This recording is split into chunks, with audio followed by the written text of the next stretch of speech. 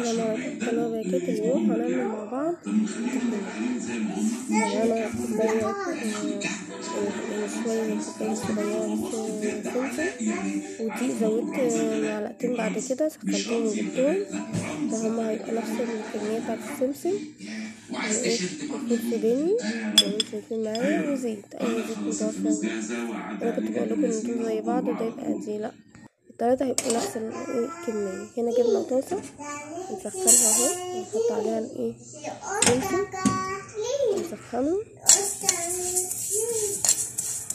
يعني شايفين كده، بنسخنه بس مش بنحمصه، يعني ما بياخدش لون، دوبك يتسخن بس كده.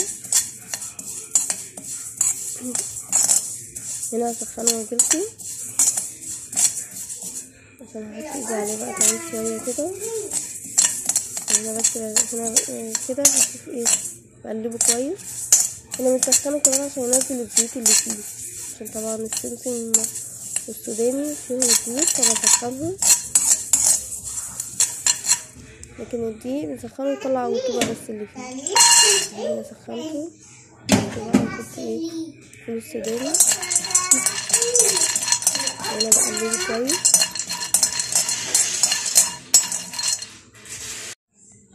الفول السوداني كان عندي في البيت يعني ما جبتوش يعني،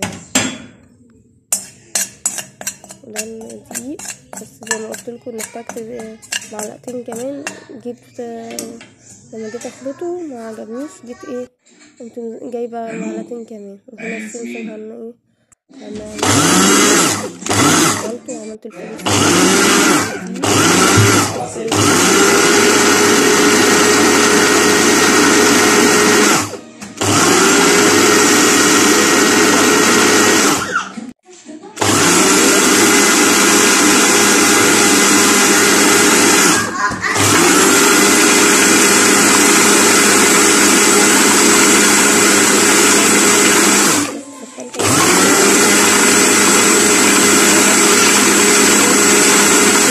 زود بيهم القوام.